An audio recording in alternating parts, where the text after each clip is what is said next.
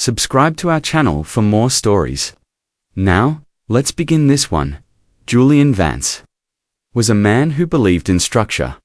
Not just in the architectural sense, though his designs were legendary for their bold lines, sustainable elements, and modern symmetry, but in life itself. Everything in Julian's world had a place. Everything had a reason. Chaos was for those who failed to plan. At 42, Julian was the principal architect of Vance Designs, a firm that had made its name by redefining the skyline of Willow Creek. Awards, magazine covers, glowing reviews, he had them all. But what meant more to Julian was that he was building a legacy. Not just buildings, but permanence, and, ironically, the place where that legacy would begin to collapse was his own house. It was a cold Thursday evening in late November. The kind of night where the frost creeps in around the edges of the windows, and the sky above the hills turns a deep, aching navy blue. Julian was in his favorite room, his personal study on the second floor, surrounded by bookshelves that touched the ceiling and a view of the glittering city that looked like a postcard from a better life. He had just taken a sip of bourbon, the one his wife Clara had poured him earlier. Warm, aged, smoky, just the way he liked it.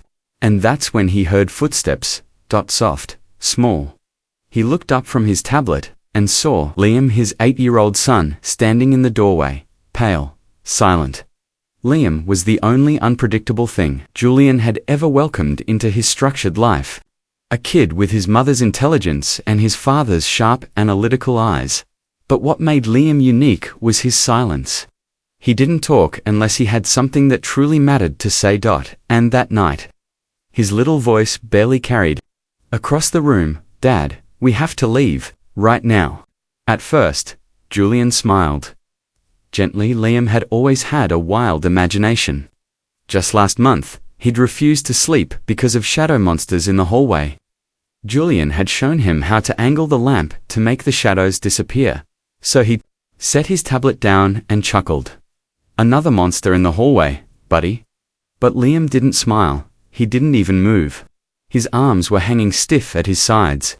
His shoulders were shaking slightly, and his eyes were locked on the stairway behind him, like something terrible was crawling up it.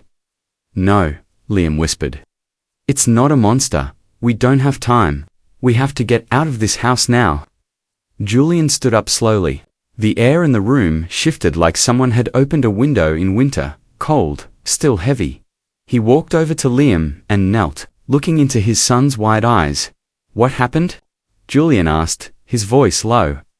"I heard Mum," Liam said, his words tumbling. "She was on the phone. Upstairs. In your room. She whispered before she left, but she wasn't alone." Julian's breath caught. There was a man. It was Uncle Alex. "They were talking about you, Dad, about making you go away." For a few seconds, Julian didn't move. He just froze. Alex Grant, his business partner for 15 years. The man who stood beside him at his wedding. The godfather to his son. The guy Clara always called boring. And just one of your work guys. Julian's voice was a whisper now.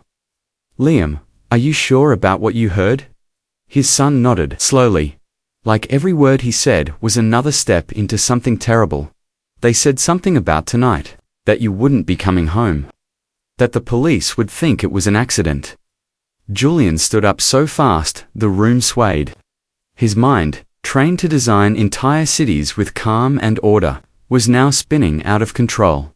The bourbon, the whispering, the late-night phone calls. Clara ended when he walked into the room. Alex, pushing for new terms in their partnership, including a succession clause, all of it. All of it had a shape now, not random. Not stress. A pattern they were planning to kill. Him. Julian didn't hesitate. He scooped Liam into his arms. "We're leaving now." As they moved through the house, Liam buried his face into Julian's shoulder. Outside, everything was still too still. He unlatched the back door. His hand was trembling. And that's when his phone buzzed. It was a text from Clara. "Forgot my keys. Coming back. Be there in 10 minutes. 10 minutes, the exact time Liam had warned him about. It wasn't just real, it was happening now. Julian didn't reply. He didn't wait. He strapped Liam into the back of the SUV and pulled out of the driveway like the road was on fire. He didn't head to the police. Not yet. He needed proof. He needed more than a child's voice. He needed to make the lines visible like blueprints of betrayal. His first call was to Marcus Thorne, a man Julian had hired 5 years ago as head of security. But in truth, Marcus was much more. Former military intelligence, quiet, precise, loyal. A man who once diffused a situation on a job site with nothing more than a stare. Julian's voice was clipped.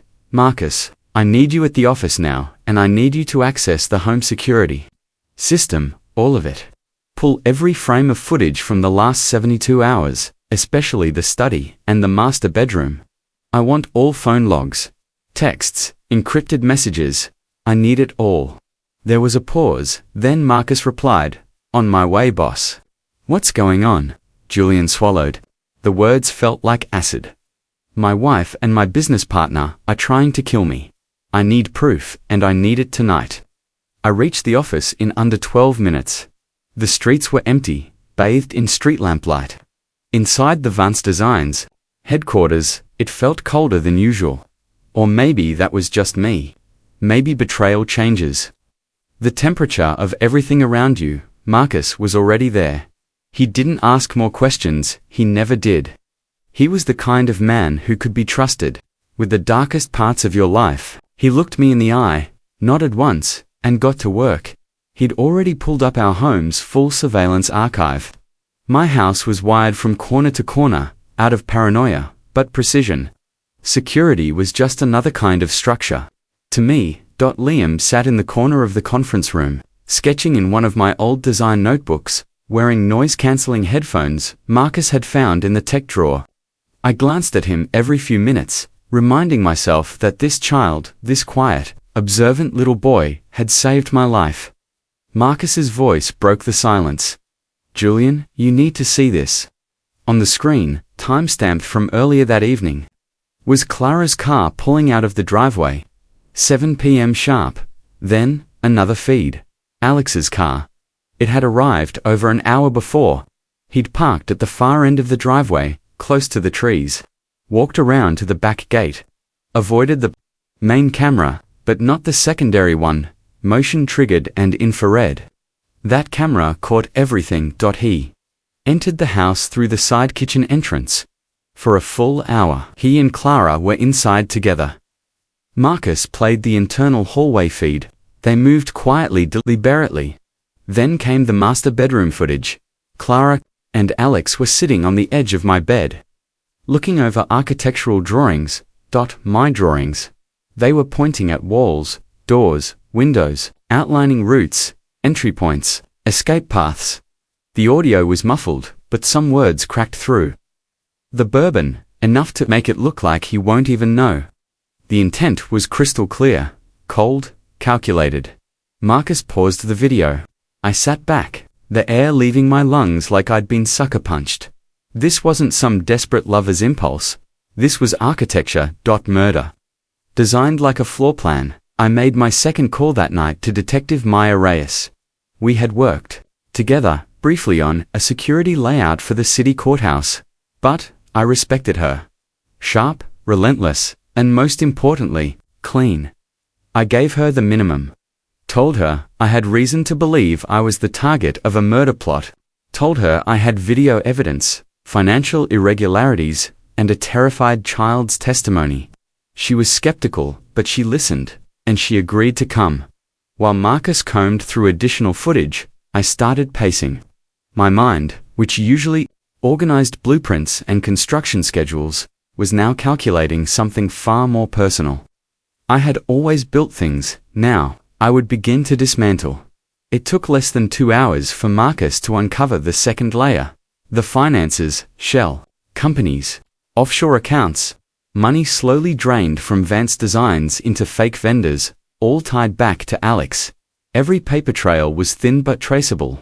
Clara's name appeared on at least 3 transfer documents, all filed during weeks she'd claimed to be visiting her sister. And then the life insurance policy. Clara had pushed me to increase it 6 months ago. I hadn't thought much of it at the time. I was in good health. Business was booming. It made sense. Then now, it was motive. Pure and simple. But the deepest cut came just after midnight. Marcus was cross-referencing Alex's financial records when something strange appeared. A trust. Large. Dating back 20 years. Left to Alex by his mother. Why does that matter? I asked. Marcus looked at me, eyes narrowing. Because that trust was tied to a lawsuit, he said. A construction case from 20 years ago. His family lost everything in the settlement. I froze. What construction firm?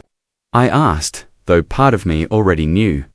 Marcus turned the screen toward me. The name at the top of the documents. Whitestone Contracting, my father's firm.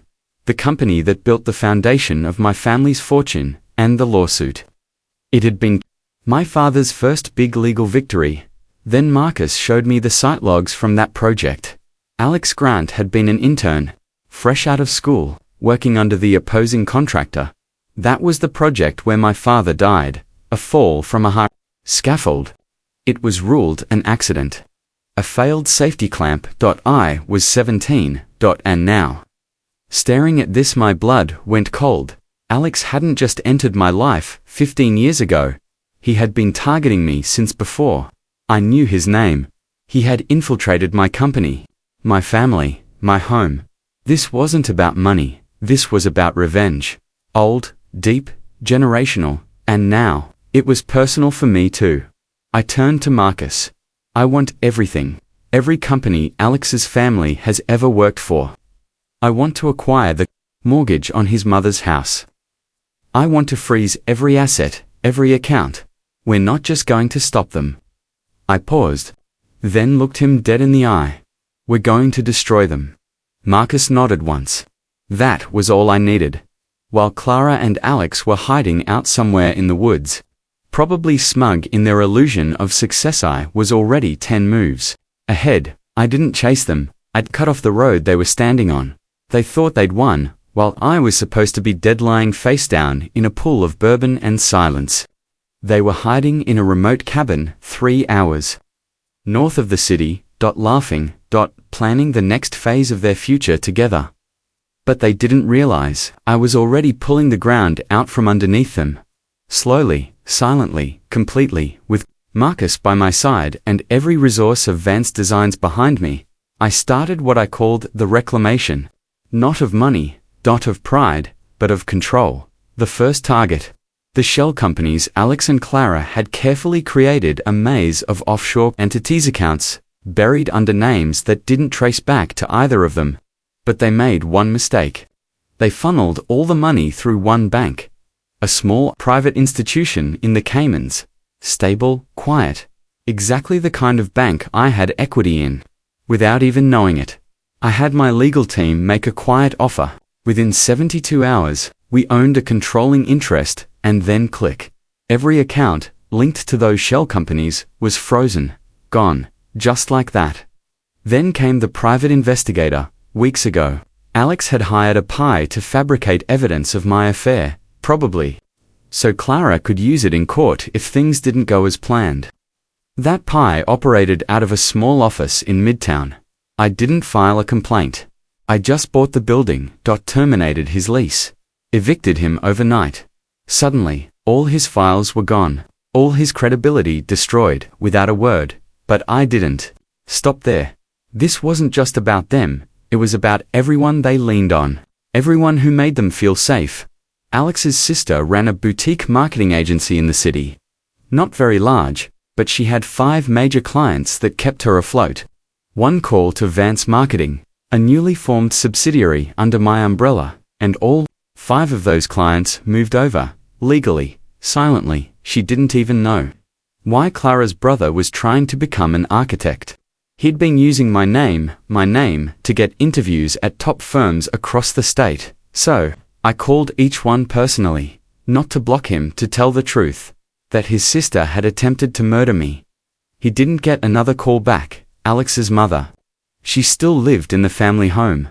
Alex had been paying the mortgage through one of their shell companies, so I bought the debt legally, and I called it in. She received an eviction notice, spent 2 months living in a shelter before I let her buy it back at double the value. I wasn't punishing them to be cruel. I was removing the insulation, cutting off the roots, making sure when I cut the tree down, it wouldn't grow back. Clara and Alex didn't even know what was happening until it was too late. Every account, every lifeline, gone. And then, when the financial hurricane settled and they realized they had no exit, they came crawling back to the house, the very place where they had planned to kill me. It was a Sunday night in early December. Liam had just finished a school recital, his first time playing piano in front of an audience. He was nervous, shy. Brilliant. I held his little hand the whole drive back. When we stepped into the house, everything was dark, but not empty. They were waiting. Clara stepped out from the shadows first. Her face wasn't smug anymore. It was desperate, twisted by fear and fury. "You bastard," she screamed, her voice cracking. "You're destroying everything. This wasn't supposed to involve our families." I stared at her. This woman I'd once loved, built a home with, raised a child with, and I felt nothing. "Innocent like my father?" I asked calmly. "When Alex rigged the scaffolding? Or like me, when you poured bourbon with a smile and planned my murder with your lover upstairs?" That's when Alex stepped out from the hallway. He was shaking, holding a gun. "You don't understand, Julian," he hissed. "Your father ruined my family, took every contract, crushed my dad, left us with nothing. I didn't blink. So you killed him," I said. "And now me." "That was the plan." He nodded slightly, almost like he expected me to agree.